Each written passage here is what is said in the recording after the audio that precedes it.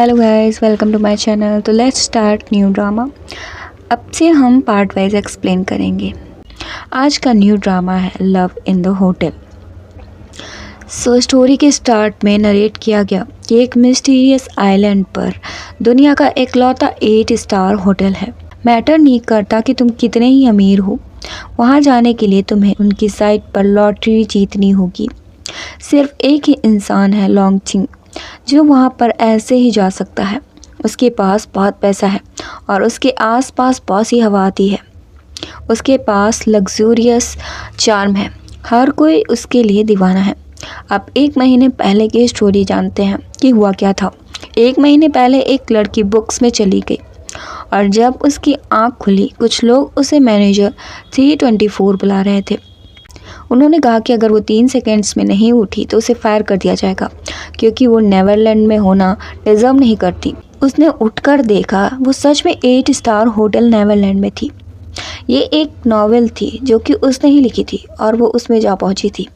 उसे एक मैसेज मिला कि उसे बॉसी प्रेसिडेंट को एलिमिनेट करना होगा।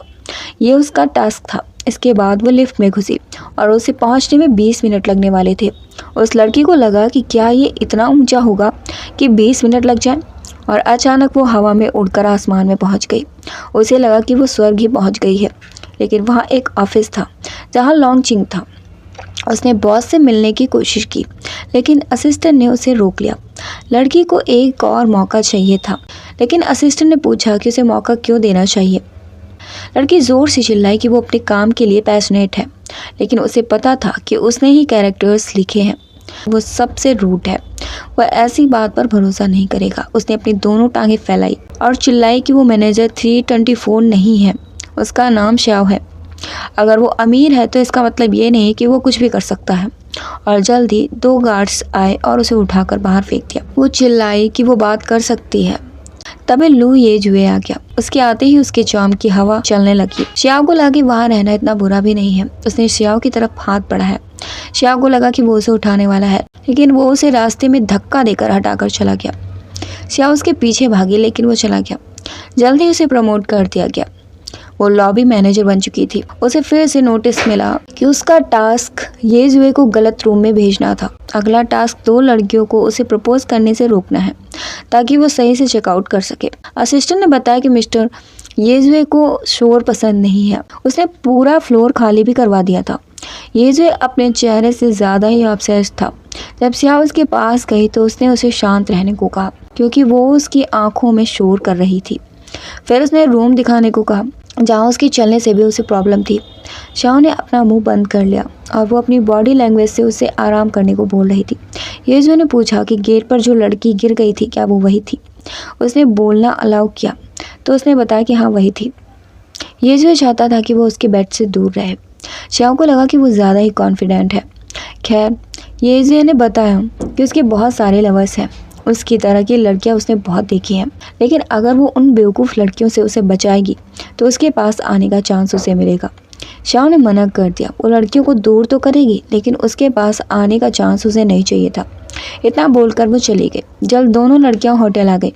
वो येजुए के लिए आई थी। उनमें से एक लू फेई थी, जो कि येजुए की बचपन की दोस्त थी, और दूसरी यूजे थी, जो कि उसकी फियांसे थी।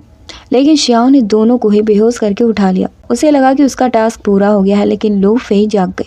उसने परफ्यूम सूंघा और उसे लगा कि येजे ने ही उसे भेजा है। श्याव ने बताया कि वो येजुए की सेक्रेटरी है और उसे मैसेज देने आई है।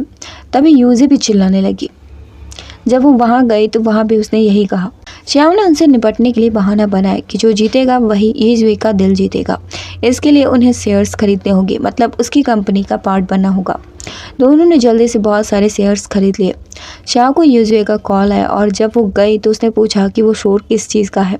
श्याव ने बताया कि उसने उसकी दोनों एडमायरर्स को भेज दिया है, लेकिन उसने उसे अपने पास बुलाया। जब वो पास गई तो वो सूंघने लगा। वो समझ गया कि उसने उन दोनों को खींचकर बाहर निकाला है। तभी उसे कॉल आया।